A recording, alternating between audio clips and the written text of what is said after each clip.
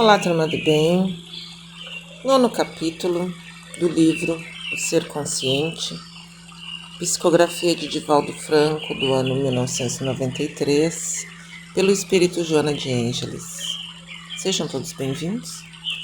Este é o canal Teia de Crenças, meu nome é Maria Ângela Santos, e os demais capítulos do livro vocês encontram na playlist do nosso canal com o título Consciência.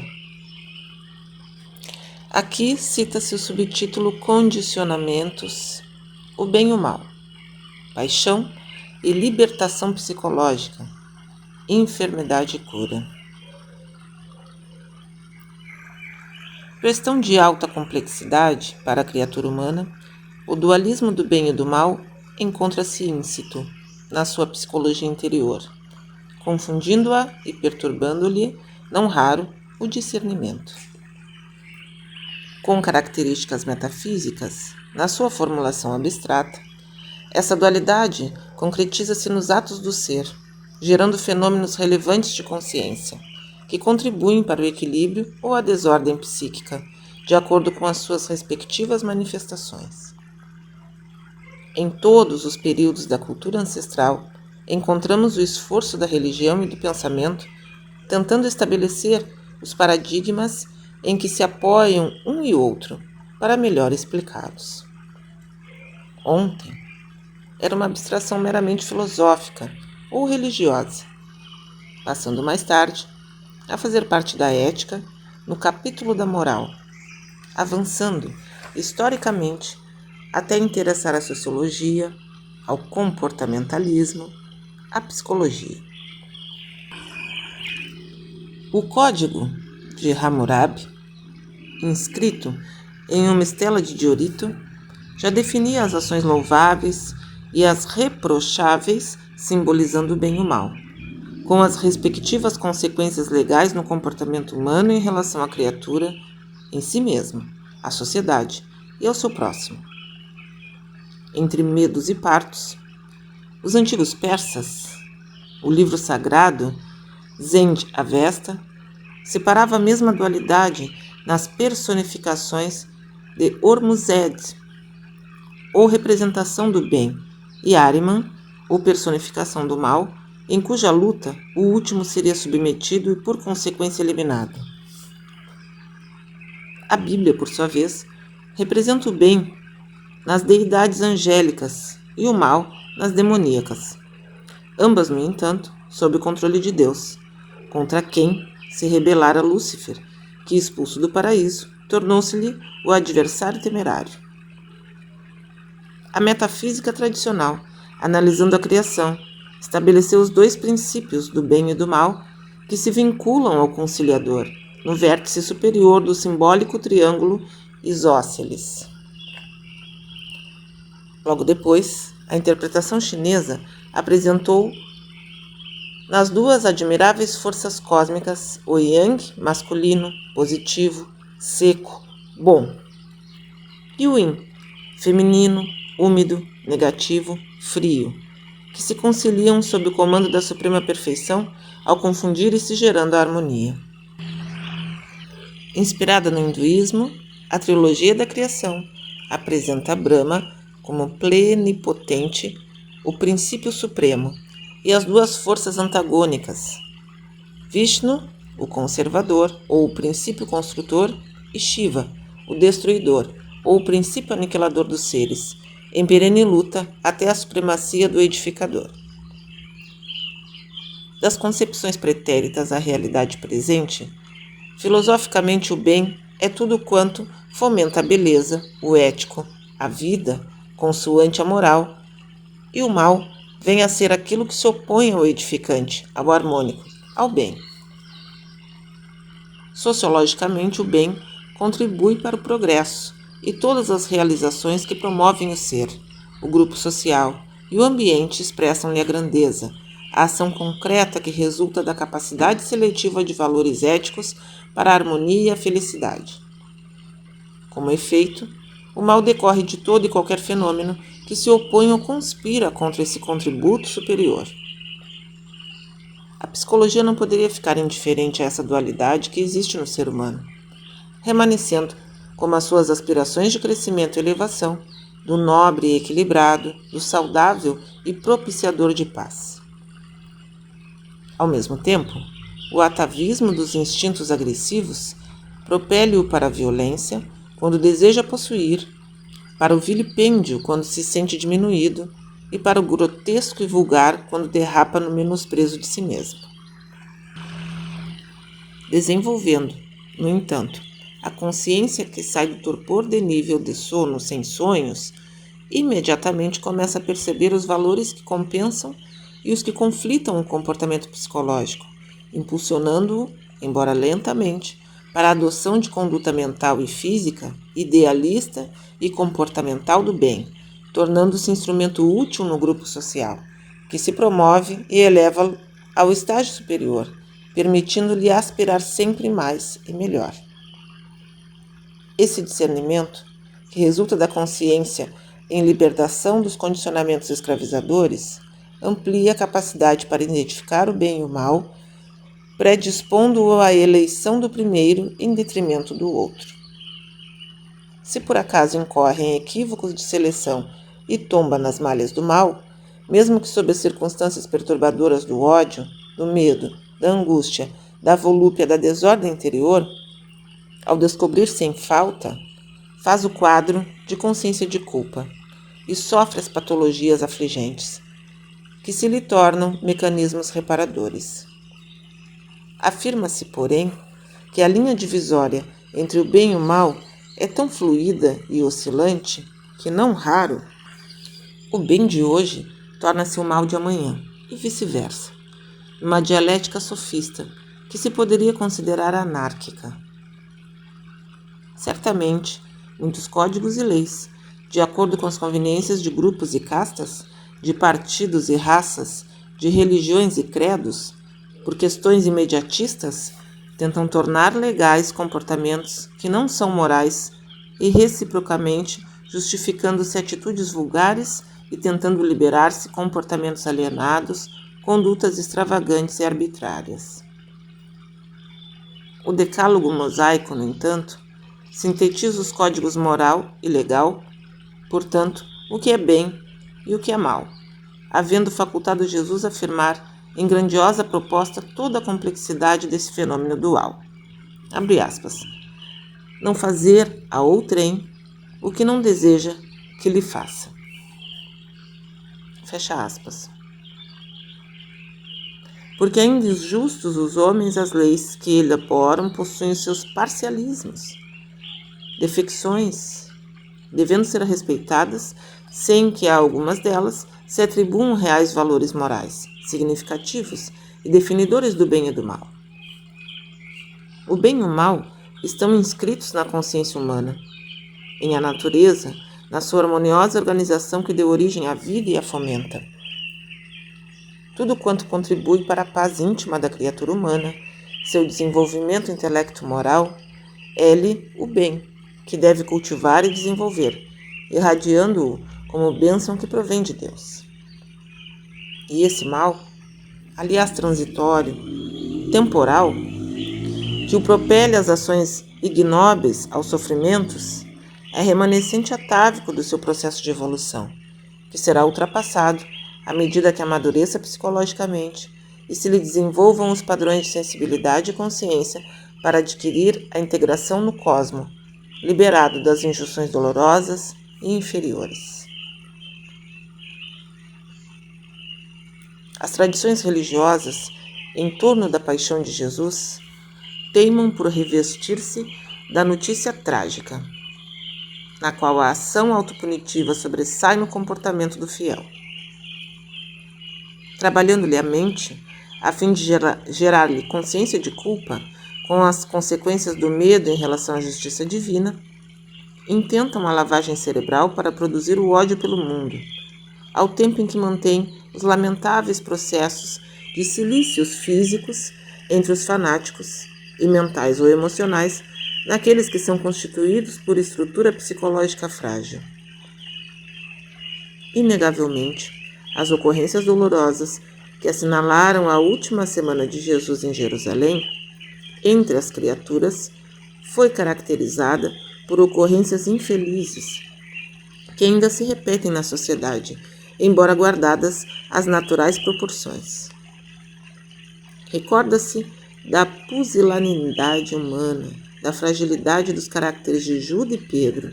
Faz-se necessário quando os objetivos são educativos, evocando-se, porém, o estoicismo nas mulheres piedosas, de João, de José de Arimateia, que lhe cedeu o sepulcro novo, de modo que a aprendizagem se faça plena, através da dicotomia existente no comportamento humano, buscando se oferecer uma mensagem de confiança, de arrebatamento, de fé. O ser humano ainda é muito fragmentário e dúbio, carecendo de amor e paciência, e são terapias excelentes para induzi-lo ao fortalecimento do caráter e da personalidade. A constante condenação multimilenária deixou marcas profundas no inconsciente coletivo, de que ora se faz herdeiro natural, surgindo-lhe transformada em medo e desprezo por si mesmo, ou indiferença pessoal e desleixo no culto dos valores morais.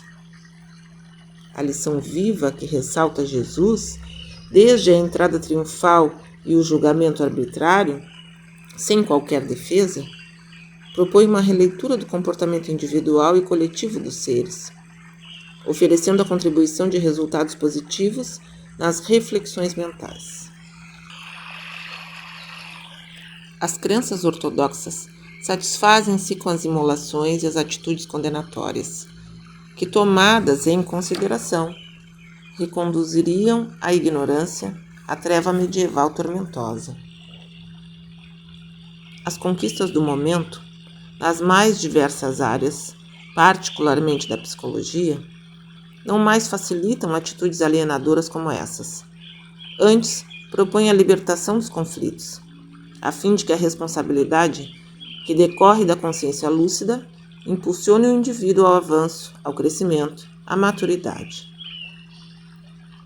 Toda ação impositiva castradora ou liberativa insensata trabalha em favor do desequilíbrio, da desintegração do homem.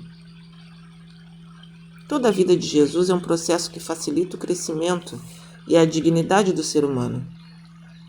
Seus conceitos, refertos de atualidade, prosseguem sendo uma linguagem dinâmica, desobsessiva, sem compulsão, abrindo elencos de alegria e facultando o desenvolvimento daqueles que os recebem. Cada passo de sua vida leva-o a metas adredemente programadas, sem rotina, mas também sem ansiedade. Caracteriza-se pela vivência de cada momento, sem preocupação pelo amanhã, pois que para ele, a cada dia bastam as suas próprias preocupações. A alegria é uma constante em sua mensagem, apesar das advertências frequentes, das lutas abertas e de sempre o verem chorar. A verdadeira alegria extrapola os sorrisos e se apresenta não raro como preocupação que não deprime nem fragiliza. Torna-se uma constante busca de realizações contínuas, de vitórias sobre as circunstâncias e os fenômenos que são naturais no processo da vida. Sem paradigmas fixos, toda sua doutrina se constitui de otimismo e plenitude. Quando seus seguidores marchavam para o holocausto, o martírio, o testemunho, faziam-no motivados pelo amor, sem fugas psicológicas, sem transferências, em manifestações de fidelidade, joviais e exultantes, sem ressentimentos, nem ódios pelos perseguidores, por ser uma opção livre de utilização da vida. A dinâmica das palavras de Jesus logrou conduzir inumeráveis criaturas à realidade transcendente. Libertador por excelência, a ninguém impôs fardo, asseverando que o seu é leve e suave. É sua forma de julgar, analisar e compreender. Enquanto ressumem na consciência da Terra as condutas punitivas e as evocações deprimentes na área das religiões, o pensamento de Jesus permanecerá em sombras, conflitos e perturbações. A conquista de consciências para as fileiras da harmonia somente é possível mediante o estabelecimento de diretrizes saudáveis, nas quais, mesmo a dor, assumiria a sua realidade de fenômeno degenerativo inevitável, no entanto, possível de ser superada, resistida, diluída através das reflexões da renovação de energia que preserva o equilíbrio da existência. A imposição temerária decorre do sentimento de culpa dos religiosos, que a transferem para aqueles que lhes submetem, passando a depender de suas injunções psicológicas mórbidas. Sem a semana ultrajante, sem os conteúdos da ingratidão humana em extremo, não lhe teríamos a sua morte estoica, eloquente, grandiosa, demonstrando a sua consciência de imortalidade. Após a sua ocorrência, todo um solene hino à vida foi apresentado através da ressurreição, do retorno ao convívio com os amigos temerosos e com a humanidade arrependida que ele veio libertar, amando, paciente e alegre por conhecer os limites e deficiências daqueles que marcham na retaguarda, no entanto, fitam expectantes e avançam no rumo do futuro. O fenômeno biológico do desgaste orgânico, das distonias emocionais e mentais da criatura é perfeitamente natural como decorrência da fragilidade estrutural de que se constitui. Equipamentos delicados, que sofrem as influências externas e internas que contribuem para suas alterações e até mesmo a sua morte mediante as incessantes transformações a que se encontram sujeitos. Temperaturas que se alternam e ultrapassam os limites de sua resistência, condições outras atmosféricas e de insalubridade, colônias de bactérias e micro-organismos agressivos, quão destruidores, atacam-lhe as peças e quase sempre as vencem, estabelecendo distúrbios que se transformam em enfermidades variadas. Por outro lado, choques emocionais, estados inabituais de depressão e ansiedade, pressões de qualquer ordem, especialmente as psicossociais e econômicas, as afetivas, arrastam-nos a desorganizações perturbadoras. Sequelas de várias doenças, muitas delas agridem esses mais intrincados conjuntos eletrônicos, produzindo perturbações funcionais e psíquicas que tipificam desequilíbrios da mente e da emoção. A própria constituição desses órgãos tem muito a ver com as origens genéticas e, posteriormente, com os fatores organizadores do lar, da família, do grupo social, contribuindo decisivamente para as manifestações de saúde ou de desconcerto.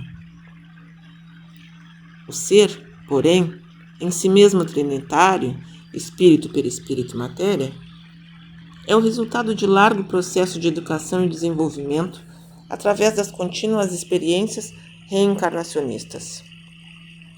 Em cada fase da vilegiatura, no corpo ou fora dele, o espírito conquista bênçãos que incorpora o patrimônio evolutivo, moldando os futuros corpos de acordo com tais aquisições que são afetadas vibratoriamente pelas ondas de energia positiva ou negativa que emite sem cessar. Como consequência, cada criatura é especial com reações específicas e modelagem própria, embora semelhanças profundas em umas, quão discordantes em outras. Esses logros da evolução refletem-se na constituição orgânica, na emocional e na psíquica, selecionando genes e valores que lhes facultem estabelecer os aparelhos correspondentes e necessários para o prosseguimento da evolução. Assim organizam-se moralmente as estruturas expiatórias e provacionais, como recursos necessários para a aprendizagem e a fixação dos valores propiciatórios ao progresso. As expiações normalmente talam o ser orgânico ou psíquico de maneira irreversível, como decorrência dos atos pretéritos de rebeldia. Por exemplo, os suicídios, os homicídios, a perversidade, a luxúria, a concupiscência, a avareza, o ódio e os seus sequazes. As provações, por sua vez, são corretivos temporários que servem de advertência à insânia ou à comodidade, ao erro ou ao vício, facultando a reconquista da harmonia mediante esforço justo de recomposição interior, reintegrando o ser na ordem vigente do universo. Não nos referimos aqui aos quesitos das necessidades morais e sociais, detendo-nos apenas naqueles pertinentes à saúde ou à doença. Esses quadros das ações morais geram as reações correspondentes como leis de causa e efeito, propelindo os resgates idênticos aos danos e prejuízos produzidos. Conhecidos esses efeitos como karma, também esse pode ser positivo e edificante conforme as realizações anteriores que propiciem felicidade e paz. Vulgarmente, porém, o conceito de karma passou a ser aceito como imperativo afligente e reparador, a que ninguém foge, por efeito de suas más ações. Entretanto, esse karma, quando provacional, tem a liberá-lo o livre-arbítrio daquele que o padece, como através do mesmo pode mais encarcerar-se, a depender do novo direcionamento que se ofereça. As realizações morais geram energias positivas que anulam aquelas negativas, que propiciam o sofrimento de qualquer natureza, ensejando estímulos para a superação das antigas conjunturas atormentantes. Sujeito, por espontânea escolha ao karma negativo, ser expressa. Além dos problemas na área da saúde, conflitos diversos na emoção, no comportamento, a surgirem como complexo de culpa do inconsciente, na timidez, no medo, na ansiedade, a insegurança. Ao mesmo tempo, a autodesvalorização, a ausência da autoestima, presença de outros complexos, como os de superioridade, de inferioridade, de narcisismo, de Édipo, de Eletra e mais outros, gerando patologias graves que, não obstante, podem ser superadas mediante terapias especializadas e grande esforço pessoal. No vasto quadro das enfermidades, a ausência do auto-amor do paciente responde pela desarmonia que o aflige. Nem sempre essa manifestação é consciente, estando instalada nos seus refolhos como forma de desrespeito, desconfiança e mágoa por si mesmo, defluentes das ações infelizes pretéritas. Quando uma doença se instala no organismo físico, há uma fissura no conjunto vibratório que o mantém. A mente deve, então, ser acionada de imediato para corrigir tal distúrbio, de modo a propiciar-se a saúde. Quase sempre, porém, os tóxicos da ira, da rebeldia e do ressentimento são introjetados no organismo, agravando mais a paisagem afetada. Quase sempre inseguro, o ser considera que não merece o que lhe ocorre agora e teme pelo agravamento do mal, que se lhe transforma em problema afligente ao qual acrescenta os fantasmas da dúvida, do aturdimento, do desamor cultivado sobre muitos disfarces. A amor-terapia tem as suas diretrizes firmadas no ensinamento evangélico, proposto por Jesus quando estabeleceu: amar a Deus sobre todas as coisas e ao próximo como a si mesmo. Como a si mesmo é um imperativo que não pode ser confundido com egoísmo ou egocentrismo, mas como respeito e direito à vida, à felicidade que o indivíduo tem e merece. Trata-se de um amor preservador de paz, do culto aos hábitos sadios e dos cuidados morais, espirituais e intelectuais para consigo mesmo, sem o que a manifestação do amor ao próximo é a transferência de sua obra, de sua imagem fracassada, que logo se transforma em decepção e amargura. Ou a Deus, a quem não vê, tudo dele esperando, ainda como mecanismo de fuga da responsabilidade. O auto-amor induz a elevação dos sentimentos e a conquista de valores éticos que promovem o indivíduo e iluminam interiormente. Nele estão os cuidados pelo corpo e sua preservação através dos recursos ao alcance, estimulando órgãos e células a um bom funcionamento harmônico decorrente dos pensamentos autoestimulantes, autorrefazentes. Igualmente, é necessário desenvolver o intelecto e a emoção para marcharem juntos como asas para largo voo, ensejando o conhecimento e a atividade fraternal beneficente, que faz bem primeiro àquele que o pratica, auxiliando depois quem o necessita. Não é um referencial ao gozo pessoal, nem às autossatisfações dos sentidos, mas um notável recurso de equilíbrio íntimo com vistas à iluminação pessoal. Esse amor terapêutico auxilia os campos vibratórios afetados pelas doenças, restaurando-lhes as deficiências e recompondo a harmonia do todo. Com efeito, não evita que se adoeça, ou que se morra, ou que se ocorresse, agrediria a lei da vida que estabelecesse. Tudo quanto nasce morre, no que se refere ao fenômeno biológico terminal da matéria em incessantes transformações. Nessa visão do auto-amor, a enfermidade e a morte não constituem fracasso do ser, antes o caminho para a vida. O conceito de realidade então se altera, passando a constituir-te uma plenitude que se alcança no corpo e fora dele, com naturais acidentes de percurso. A saúde não é mais uma compulsória para a existência corporal, senão um estado sujeito a múltiplas alterações que decorrem das variantes comportamentais do ser integral e que somente será lograda plenamente após o despir dos andrajos físicos, desde que estes são temporais, impermanentes.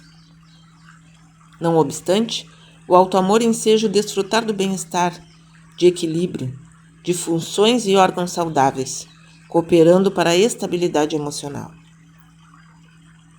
Tem-se asseverado que a tensão nervosa é um dos tiranos destruidores do corpo e dos seus equipamentos. No entanto, a forma como é enfrentada tem muito mais a ver com os seus prejuízos. Na amor-terapia, a tensão cede lugar à confiança e amortece-se face à entrega do ser a Deus, relaxando os focos de desespero e ansiedade, os compressores dos nervos geradores da tensão. No auto-amor, a confiança irrestrita na realidade da qual ninguém foge faculta o equilíbrio propiciador da saúde. Esse sentimento produz otimismo, que é fator preponderante para o restabelecimento do campo de energia afetado pelo transtorno, já que favorece, com uma mudança de comportamento mental, portanto, agindo no fulcro gerador das vibrações. Quando se vive de forma diversa a que se exterioriza, isto é, quando se fala e aparenta algo que não se faz, quando você faz uma coisa e pensa outra, quando você vive de um jeito e diz que vive de outro, há uma tendência a contrair algum tipo de enfermidade porque a saúde não suporta essa duplicidade, que é geradora de infortúnio.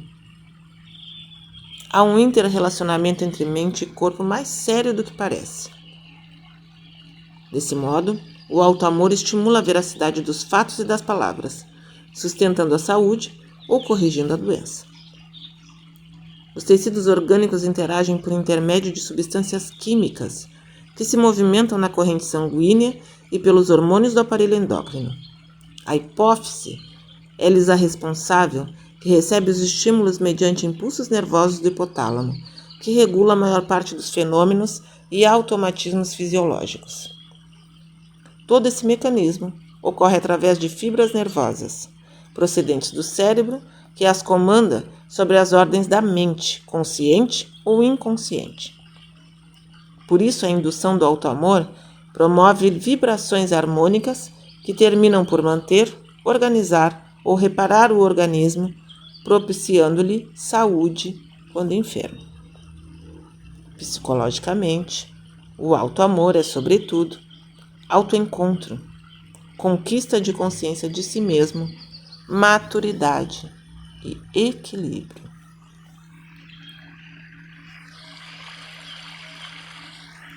E assim terminamos mais um capítulo. Reflitam sobre as palavras de Joana de Ângeles, como manter a saúde, a vitalidade e a energia através dos bons pensamentos e sentimentos. Gratidão, gratidão, gratidão.